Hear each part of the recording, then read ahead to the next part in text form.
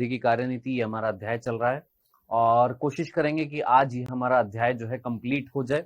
पूरी कोशिश करेंगे, अगर नहीं भी हो पाता है तो टेंशन मत लीजिएगा, एक और लेक्चर और लगेगा। ठीक है, चलिए। तो हम आज क्या बात करने वाले बेटा?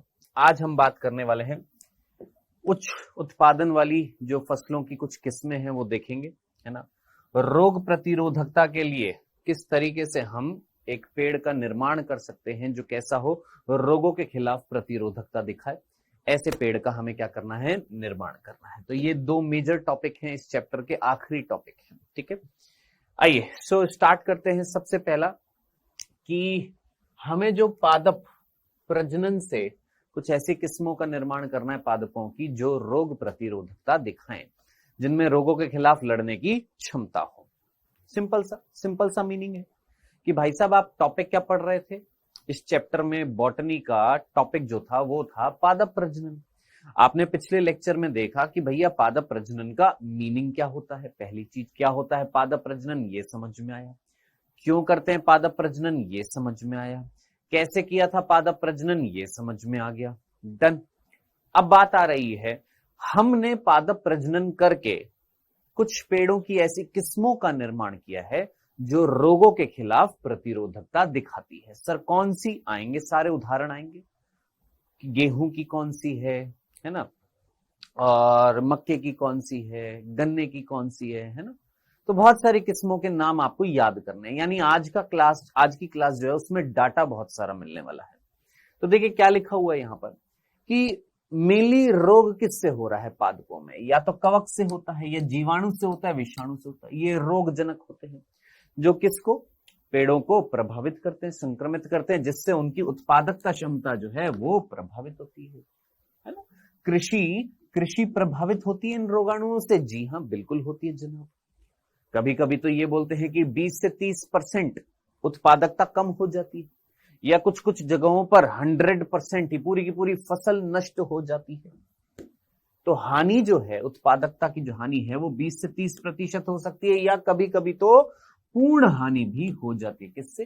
इन रोगजनकों से, कवक से, विषाणु से और जीवाणु से, इनसे रोग जो होते हैं। ठीक है, अब इस परिस्थिति में हमें क्या करना है? इस परिस्थिति में आपने क्या करना है? सर इस परिस्थिति में हमें कुछ ऐसी किस्मों का निर्माण करना है, कुछ ऐसी वेराइटीज पैदा करनी है प्लांट की जो खुद ही स्वयं ही क्या दर्शाए, रोगों के खिलाफ प्रतिरोधकता दर्शाए। रोग होए ना किसको, पेड़ों को। कुछ ऐसी वेराइटीज हमें बनानी है, कुछ ऐसे पेड़ हमको बनाने हैं पादप प्रजनन करके जिनसे उनकी उत्पादकता भी बनी रहे, और रोगाणु अगर आए तो उनके खिलाफ, या रोगाणु जो है अपना संक्रमण ना कर पाए, रोगाणु जो है वो रोग उत्पन्न ना कर पाए। यानी एक पेड़ क्या दर्शाए, रोग प्रतिरोधकता दर्शाए। ऐसी किस्मों का हमें निर्माण करना है। तो यही चीज लिखी है कि इस परिस्थिति में हमें क्या करनी चाहिए, ऐसी खेतीहार पैदा करनी चाहिए, यानी ऐसे पादप पैदा करने चाहिए जो प्रतिरोधकता दिखाए। किसके खिलाफ? रोगों के खिलाफ। रोगों के खिलाफ प्रतिरोधकता दिखाए, ऐसी खेती बाड़ी हमें करनी चाहिए। यानी ऐसे पेड़ों का हमें निर्माण करना चाहिए, उनका प्रजनन कराना चाहिए, उनका विकास करना चाहिए, ताकि उत्पादन हमारा बढ़ जाए। तो बताइए जनाब, यहां से यहां तक सिंपल सी बात बता रखी है कि भैया पेड़ों में रोग होता है। किससे होता है? जीवाणु से, कवक से, विषाणु से। 20 से 30% की हानि हो सकती है, या पूरी की पूरी हानि हो सकती है। अब हमें क्या करना है साहब? हमें तो प्रतिरोधक किस्में पैदा करनी है। किसकी? पेड़ों की।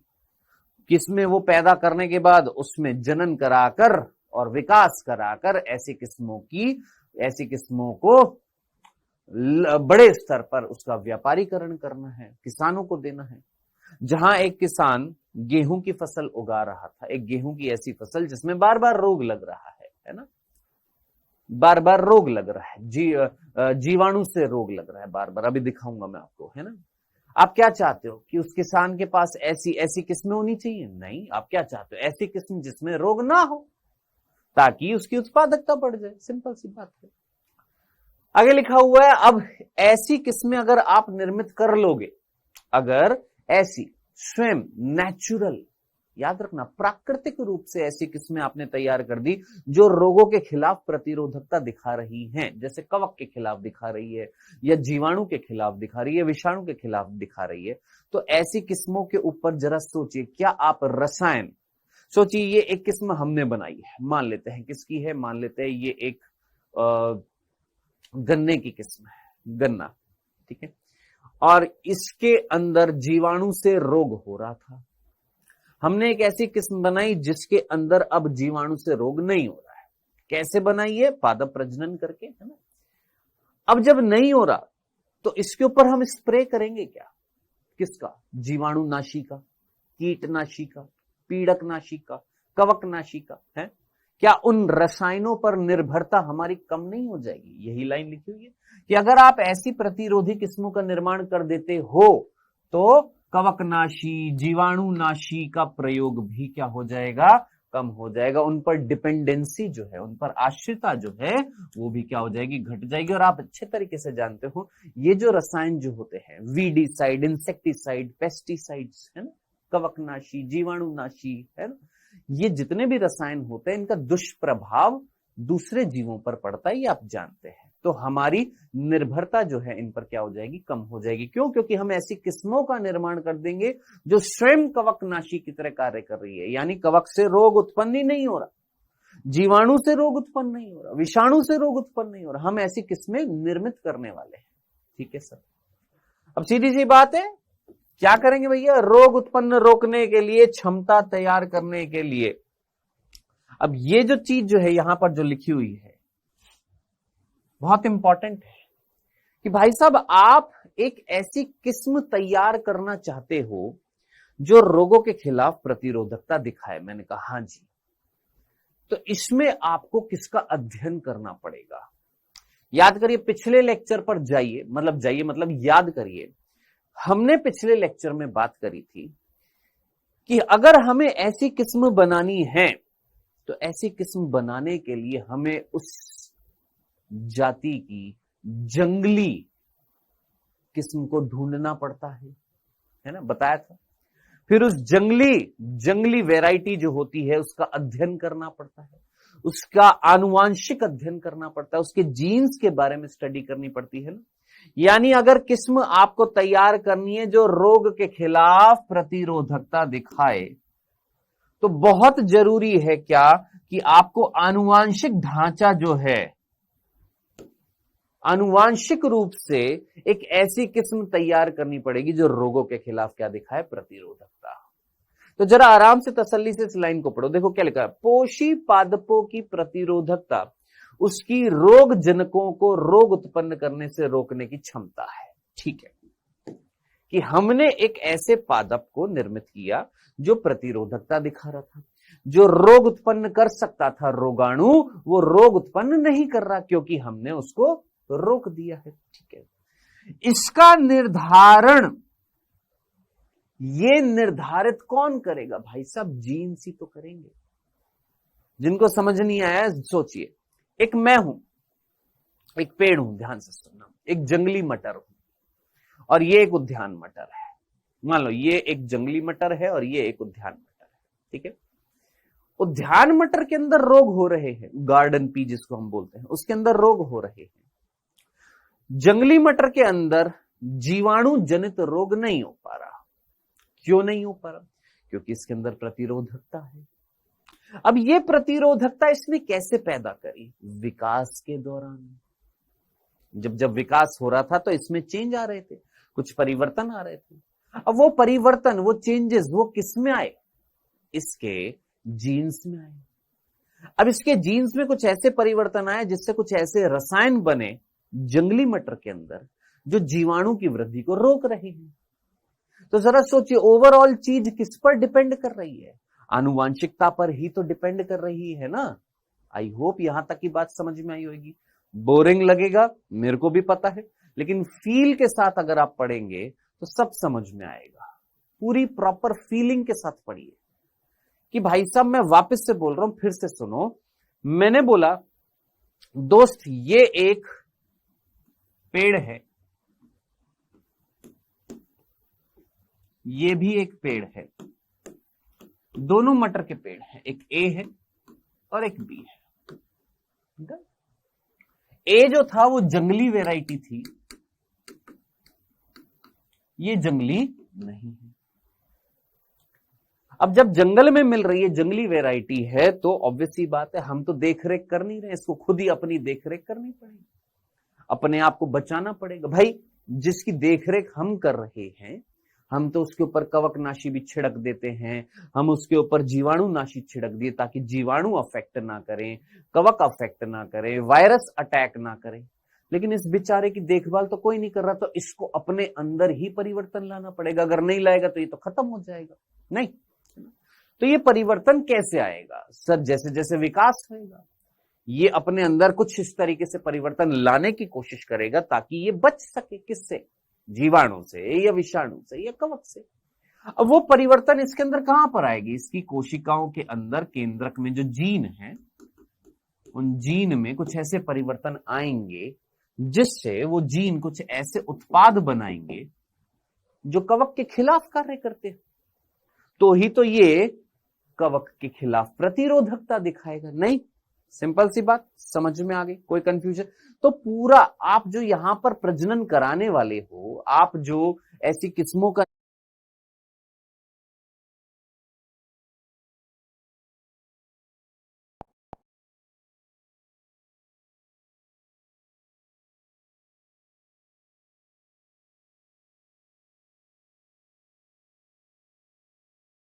निर्माण करने वाले हो, वो किस्मों का निर्माण करने के लिए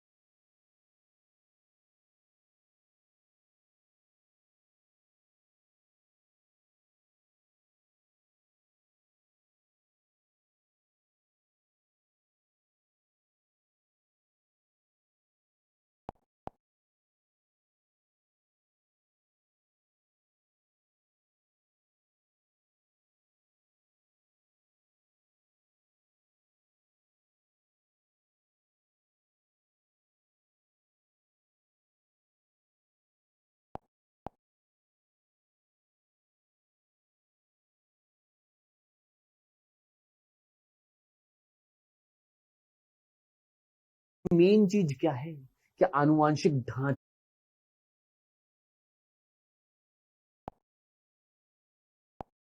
है या नहीं है, जीन्स का अध्ययन करना जरूरी है या नहीं, है ना? तभी तो आपको पता लगेगा कि उस जीन से कौन से उत्पाद बने जो कवक के खिलाफ।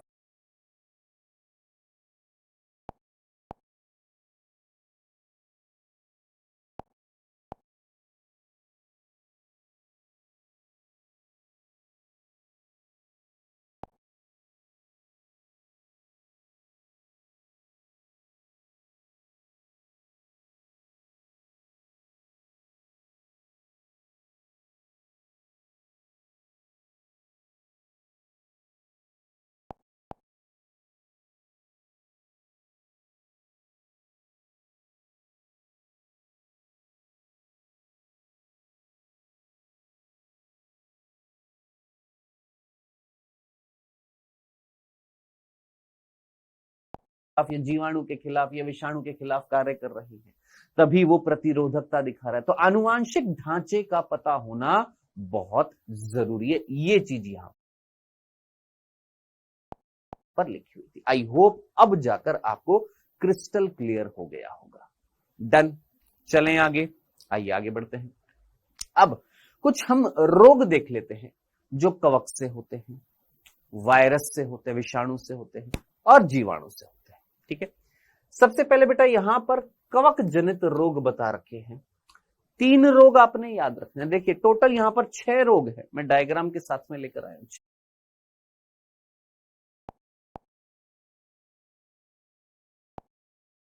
1 2 3 4 5 6, टोटल 6 रोग हैं, जिसमें से ये 3 रोग जो है, ध्यान से देखिएगा, ये नीचे वाले ये 3 रोग सॉरी नीचे वाले ये 2 रो,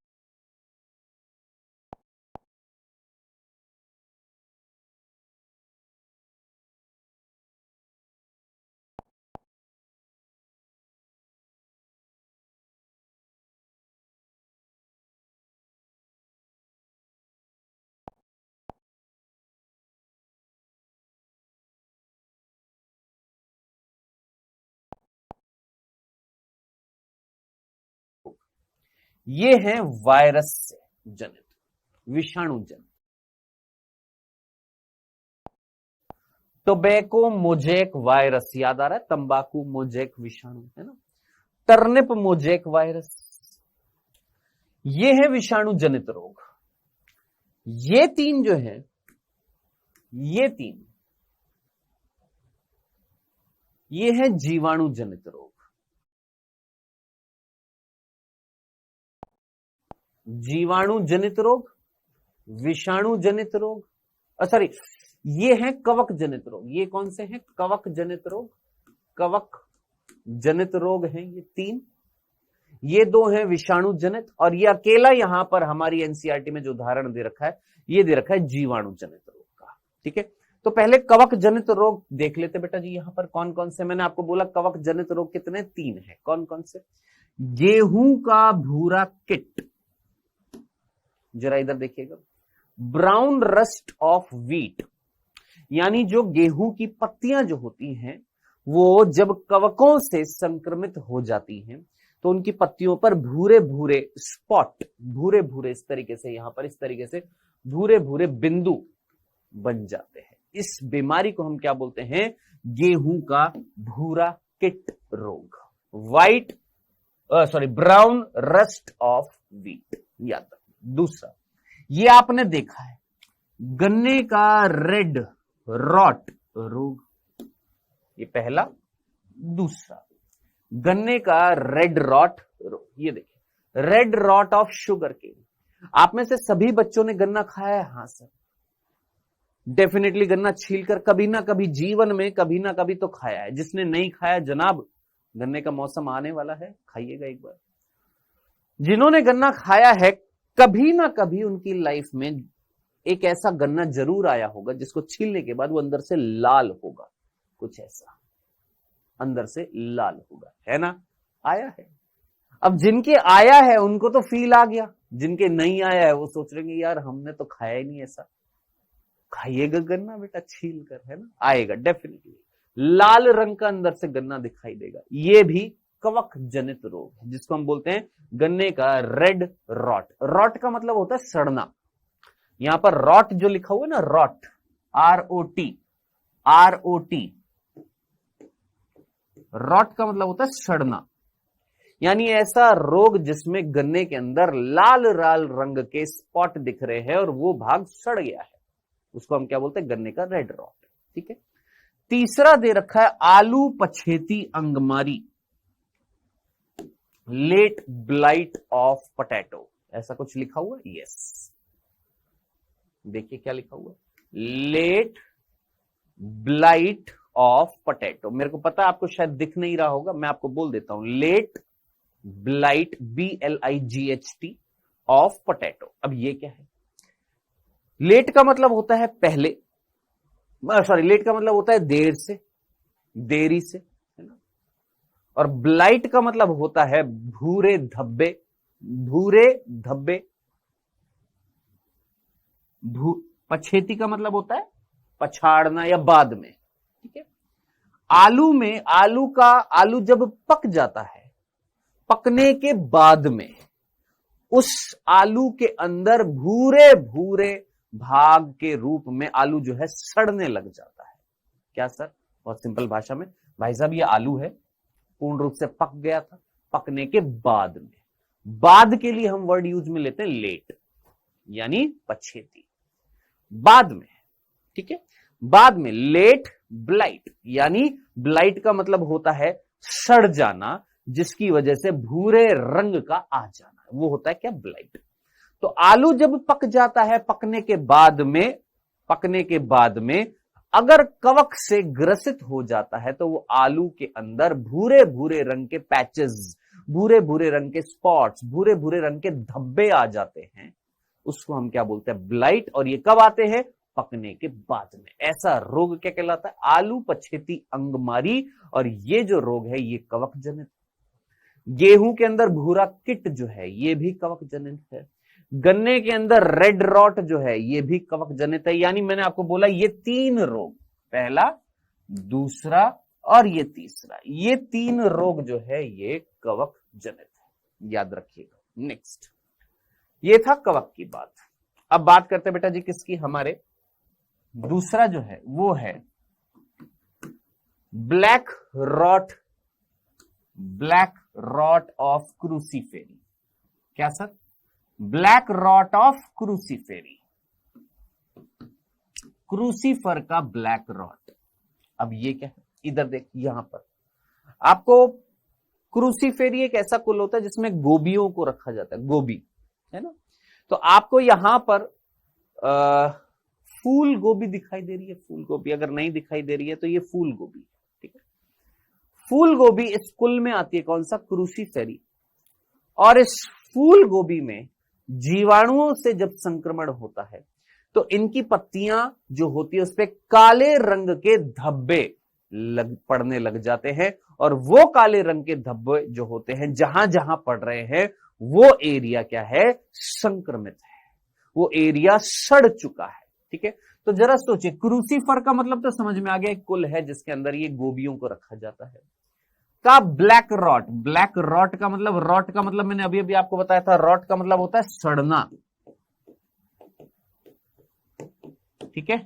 तो ब्लैक रंग के धब्बे पड़ने लग जाते हैं और वो क्षेत्र सड़ने लग जाता है, खराब होने लग जाता है। ये रोग जो है उसको हम बोलते हैं क्रूसीफेरी का ब्लैक रॉट रोग। और ये किसके कारण हो रहा है दोस्त? जीवाणुओं के कारण हो रहा है। तो ये 3 रोग थे किसके कारण? कवक के कारण। ये वाला रोग किसके कारण? बैक्टीरिया यानी जीवाणु के कारण। आखिरी जो 2 रोग हैं वो है विषाणु द्वारा, वायरस के द्वारा। और उनका नाम क्या है आप अच्छे तरीके से जानते हैं? तंबाकू मोजेक। मोजेक का मतलब क्या होता है? जहां पर पत्तियां जब संक्रमित हो जाती हैं तो मुड़ने लग जाती हैं, मुड़ जाती है। ये देखिए इस तरीके से फोल्ड होने लग जाती है, इस तरीके से, ऐसे इस तरीके से फोल्ड होने लग जाती है। इस पैटर्न को हम क्या बोलते हैं? मोजेकनेस बोलते हैं। पत्तियां सड़ने लग जाती हैं और अंदर की तरफ इस तरीके से फोल्ड हो जाती हैं। तो तंबाकू में होता है ये, और शलजम में होता है। टर्निप क्या होता है बेटा? आपकी शलजम होती है। तो शलजम मोजेक और तंबाकू मोजेक, कौन सा? तंबाकू मोजेक और शलजम मोजेक, ये 2 रोग हैं। तंबाकू मोजेक किससे होता है? Tobacco mosaic virus, TMV. और टर्निप मोजेक किससे होता है? टर्निप मोजेक वायरस, ये भी टीएमवी, लेकिन हम साफ साफ बोलते हैं टोबैको मोजेक वायरस।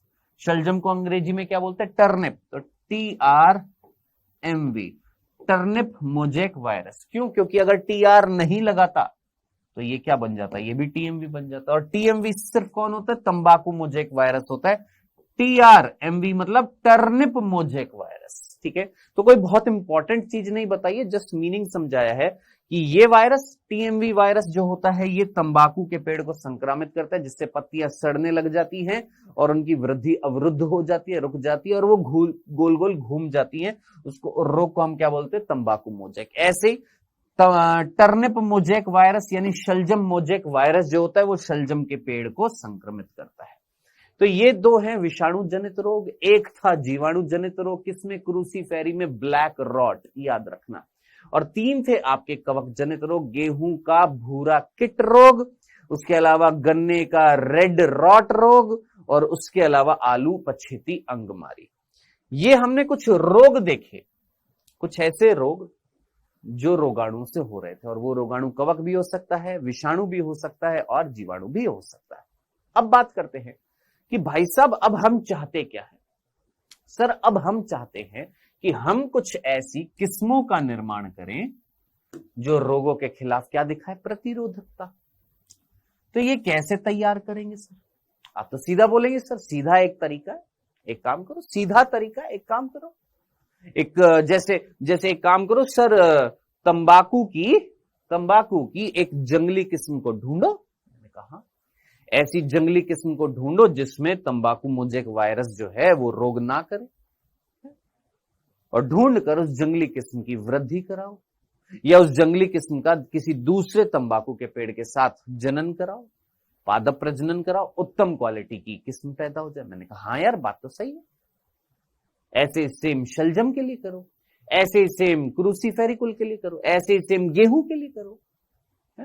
आपने गेहूं की एक जंगली किस्म ढूंढ ली और एक ऐसी किस्म जिसकी उत्पादकता ज्यादा है। सोचो, गेहूं की, मान लो गेहूं की एक जंगली किस्म, मान लो ये गेहूं की जंगली किस्म है जो जो प्रतिरोधकता दिखा रही है किसके खिलाफ बेटा जी? कवक के खिलाफ।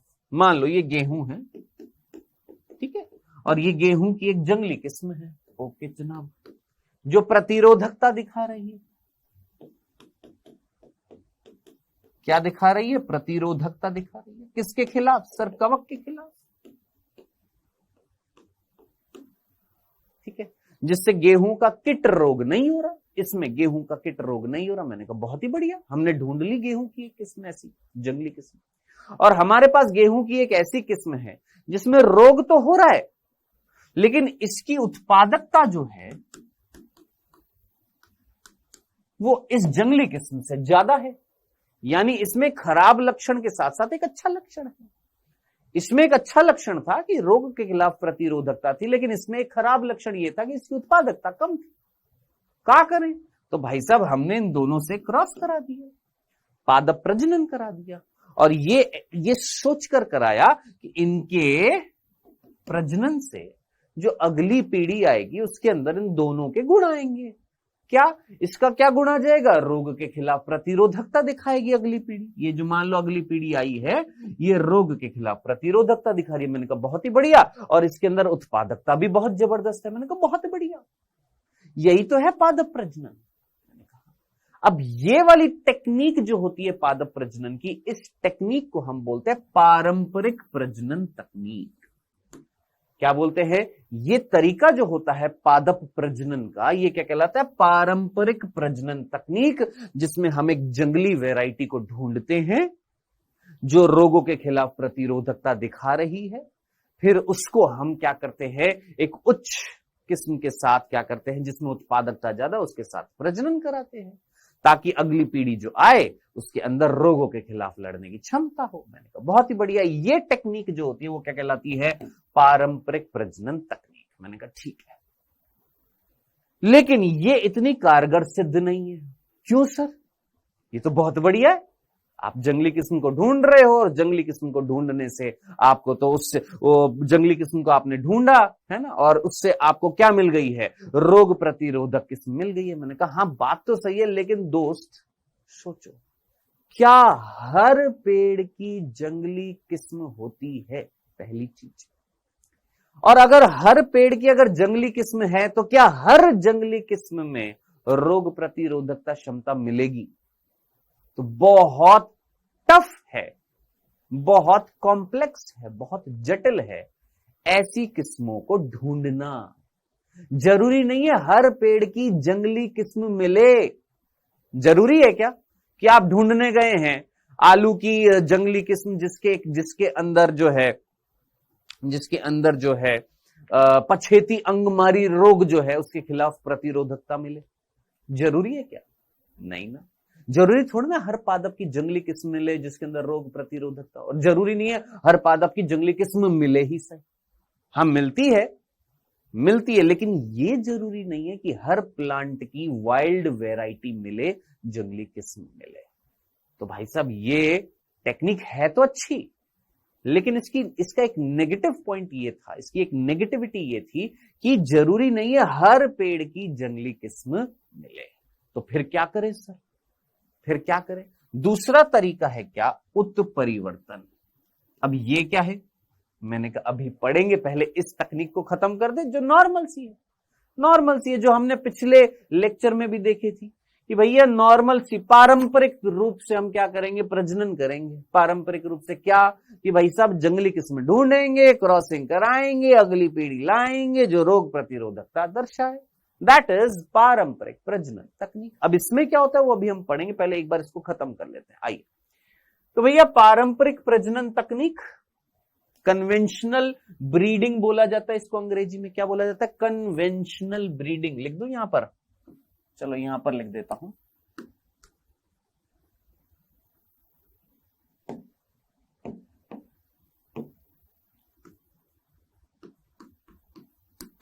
कन्वेंशनल ब्रीडिंग टेक्निक, ठीक है। अंग्रेजी में पारंपरिक प्रजनन तकनीक को क्या बोला जाता है? कन्वेंशनल ब्रीडिंग टेक्निक बोला जाता है, ठीक है। क्या करेंगे आप अच्छे तरीके से जानते हैं दोस्त। आपको क्या करना है? सर हमें तो ढूंढना है, हमें तो छानना है, हमें तो पता लगाना है एक ऐसी किस्म का जिसका जनन द्रव्य हम प्राप्त करेंगे जो प्रतिरोधकता दर्शाए। हमें तो ऐसी किस्म को क्या करना है? छानना है, ढूंढना है, ठीक है जी। फिर जो मिल जाएगी ऐसी जनक जब मिल जाएंगे तो उनके जनकों का फिर हम क्या कराएंगे? संकरण करा देंगे, क्रॉसिंग करा देंगे। फिर उनसे जो अगली पीढ़ी आएगी, जो संकर आएंगे, उनका चयन करेंगे, उनका मूल्यांकन करेंगे और फिर जो नई किस्म आई है उनका परीक्षण करेंगे और उनको मार्केट में उतार देंगे। बताइए जनाब, ये तो आपने पिछले लेक्चर में भी पढ़ लिया था। वही तो है कि भाई साहब आपको वाइल्ड वैरायटी ढूंढनी है, आपको वो किस्म ढूंढनी है उस पादप की, वो वैरायटी ढूंढनी है उस पादप की जो मुख्य रूप से जंगली होगी, क्योंकि हम पढ़ चुके हैं। क्यों? क्योंकि जंगली वैरायटी में ही प्रतिकूल परिस्थितियों में रोगाणु से खिलाफ लड़ने की क्षमता होती है। डन? तो हम ऐसी वैरायटी को छानने की कोशिश करेंगे, ढूंढने की कोशिश करेंगे। जब हम ढूंढ लेंगे तो जनकों के बीच में संकरण कराएंगे, उससे जो अगली पीढ़ी आएगी उसका मूल्यांकन करेंगे, उसका चयन करेंगे, उसका परीक्षण करेंगे और फिर जब हमें पता लग जाएगा कि हाँ भाई हमने तैयार कर दी है ऐसी वैरायटी जो रोग के खिलाफ प्रतिरोधकता दर्शा रही है, लो जनाब उसको फिर मार्केट में उतार देंगे। डन? ये है सिंपल सा स्टेप जो हम ऑलरेडी जानते हैं किसका? पारंपरिक प्रजनन टेक्निक का। कोई कंफ्यूजन नहीं है, सिंपल सी बात है। आगे बढ़ते हैं। सर क्या हमने कोई ऐसी वैरायटीज बनाई है? क्या हमने ऐसी कोई इस टेक्निक से, इस तकनीक से कुछ ऐसी वैरायटी बनाई है किसी पादपों की? यस। और यहां से प्रश्न आता है दोस्त, अब किसकी बनाई है? ये आपने, चाहे अगर आप बोले कि सर रट्टा लगाना है रट्टा लगाओ, याद रखना है याद रखो, जो भी करना है करो, लेकिन ये आपको याद होना चाहिए। और मुझे पता है आज याद करेंगे आज याद हो जाएगा, लेकिन आप इसको 2 महीने बाद जब आपसे पूछा जाए तो वो याद नहीं रहेगा। इसलिए मैं चाहता हूं कि इसको आप अपनी कॉपी में लिख लें और उस पन्ने को अपने दीवार पर चिपका लें, ताकि जब नीट का जब एग्जाम आए तो आपकी नजर सीधा उस दीवार पर, उस पन्नों पर होनी चाहिए जो आपने लिखे हैं कि लास्ट टाइम पर ये याद रखने। गेहूं की, पता है प्रश्न क्या पूछा जाएगा? प्रश्न पूछा जाएगा कि आपने पारंपरिक प्रजनन तकनीक से कुछ पादपों की ऐसी वेराइटीज, कुछ ऐसी किस्में बनाई हैं जो रोगों के खिलाफ प्रतिरोधकता दिखा रही है। आपने बोला यस। कौन से पेड़ की बनाई और उस किस्म का नाम क्या है? इंपॉर्टेंट क्या है कि उस किस्म का नाम क्या रखा गया है, ये ज्यादा इंपॉर्टेंट है। जैसे गेहूं की हमने एक किस्म बनाई है जिसका नाम है हिमगिरी, याद रखना नाम है हिमगिरी, जो इस रोग के खिलाफ प्रतिरोधक, ये याद नहीं रखना है। मैं आपसे नहीं बोलूंगा कि ये रोग याद रखने हैं, पर्ण तथा धारी किट हिल बंट, ना,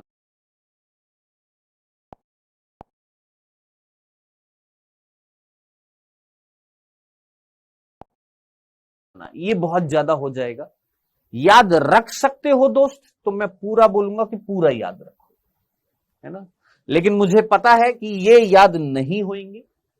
जहां याद करने वाली चीज है वो मैं आपको बता दूंगा। जैसे ये हिलबंट, याद रखना हिलबंट, ये एक ऐसा रोग है जहां पर कहीं ना कहीं गेहूं की किस्में जो पहाड़ी इलाकों में उगाई जाती है, हिली एरियाज में उगाई जाती है, वहां पर इनकी जो पत्तियां जो होती हैं वो सड़ने लग जाती है, खराब होने लग जाती है। ठीक है, तो ये आपसे कोई पूछेगा नहीं हिलबंट क्या है, हिलबंट में क्या होता है, लेकिन हिलबंट एक ऐसा रोग है जिसके खिलाफ गेहूं की एक किस्म तैयार की गई थी जिसका नाम था हिमगिरी। इंपॉर्टेंट क्या है, उस फसल का नाम और उसकी किस्म का नाम। तो गेहूं की पारंपरिक प्रजनन तकनीक से जो किस्म बनाई गई है उसका नाम है हिमगिरी। याद रख लेना, भूल मत जाना। जो आपने गेहूं की कल्याण सोना, सोनालिका, शरबती सोनोरा, मैक्सिकाना जो हरित क्रांति में बनाई थी, वो रोगों के खिलाफ नहीं बनाई थी, वो आपने उत्पादकता बढ़ाने के लिए बनाई थी। याद कर, उत्पादकता बढ़ाने के लिए वो वेराइटीज बनाई थी। ये जो वेराइटीज बनाई गई है ये रोगों के खिलाफ बनाई गई है। गेहूं की हिमगिरी, भूल मत जाना, याद रखना। सरसों की, भाई साहब बहुत इंपॉर्टेंट, सरसों की पूसा स्वर्णिम, पूसा स्वर्णिम प्रश्न आया है नीट में। करण राई बोला जाता है इसको, करण राई, याद रखना, मेरे वर्ड पर फोकस कर, करण राई, करण राई प्रश्न पूछा गया है नीट में, इंपॉर्टेंट है। पूसा स्वर्णिम किसकी वैरायटी है, सरसों की बनाई गई थी। हिमगिरी किसकी बनाई गई थी, गेहूं की बनाई गई थी। याद रखना, याद रखना, इस साल प्रश्न आने की पूर्ण संभावना है यहां से। ठीक है, नेक्स्ट, फूल गोभी की किस्म पूसा शुभ्रा, पूसा स्नोबॉल केवन। सर ये सारी याद रखनी, बिल्कुल याद रखनी, बिल्कुल याद रखनी। मैं फिर बोल रहा हूं, ये रहने देना, नहीं याद होएगा, क्योंकि यही याद करने में प्रॉब्लम हो जाएगी। ये कहां से याद रखेंगे, ये याद रख लेना। जो किस्मों के नाम है ना दोस्त, बहुत इंपॉर्टेंट हैं। हिमगिरी किसकी, गेहूं की। पूसा स्वर्णिम किसकी, सरसों की। करण राई जिसको हमने एक नाम दिया, करण राई। उसी तरीके से फूल गोभी की पूसा शुभ्रा और पूसा स्नोबॉल केवन। किसकी है ये, फूल गोभी की दो वेराइटी हैं जो कृष्ण विलगन और कुंचित अंगमारी, कृष्ण विगलन, सॉरी विलगन कह रहा हूं, विगलन के खिलाफ कार्य करती है। डन, फिर बोल रहा हूं, नहीं याद होगा, मत ज्यादा एम्फेसाइज करना इस पे, जो इंपॉर्टेंट है उस पर फोकस कर, जहां से प्रश्न बनने की संभावना है। किस्मों के नाम, पूसा स्वर्णिम किसकी, पूसा शुभ्रा किसकी, पूसा स्नोबॉल केवन किसकी, हिमगिरी किसकी। अभी के अभी याद कर, अभी के अभी। पूसा शुभ्रा किसकी, सोच, पूसा शुभ्रा किसकी, सरसों की। पूसा शुभ्रा सरसों की, नहीं सर, पूसा स्वर्णिम है सरसों की। देख इतनी देर में ही हो जाएगा ना। मैं अगर सामने खड़ा हो जाऊं और तुमसे पूछने लगूं, अभी के अभी याद नहीं होएगा, आपको रिपीट करना पड़ेगा। पूसा स्वर्णिम किसकी, सरसों की। फूल गोभी की पूसा शुभ्रा, पूसा स्नोबॉल केवन, गेहूं की हिमगिरी। याद करनी है बेटा जी, ठीक है।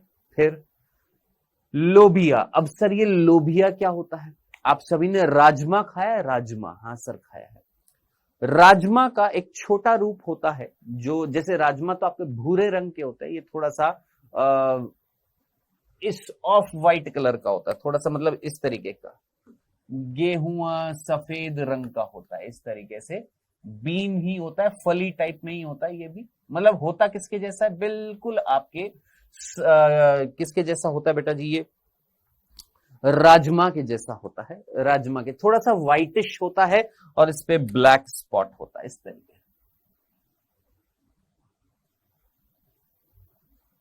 अगर आप में से किसी ने ऐसा, सब्जी बनती है इसकी, हमारे घर पर तो बहुत बनती है इसकी सब्जी, इस तरीके से थोड़ा सा ऑफ वाइट होता है। ऑफ वाइट मतलब ना ही प्रॉपर वाइट होता है, ना ही प्रॉपर पीला होता है, थोड़ा सा मटमैला टाइप का होता है। मटमैला भी नहीं बोलूंगा, थोड़ा सा कैसे बोलूं, मतलब इस रंग का होता है, जैसा ये रंग दिखाई दे रहा है ऐसा। हाँ बिल्कुल ऐसा कलर होता है, किसका, आपका लोबिया का, है ना, बिल्कुल इस कलर का होता है लोबिया। ठीक है, चलिए, तो ये जो लोबिया जो होता है, इसकी जो किस्म बनाई गई थी उसका नाम है पूसा कोमल। याद रखना, पूसा कोमल भूल मत जाना। और पांचवा जो है वो है बहुत इंपॉर्टेंट, जिससे प्रश्न पूछा गया है नीट में। मिर्च की जो वैरायटी है वो है पूसा सदाबहार।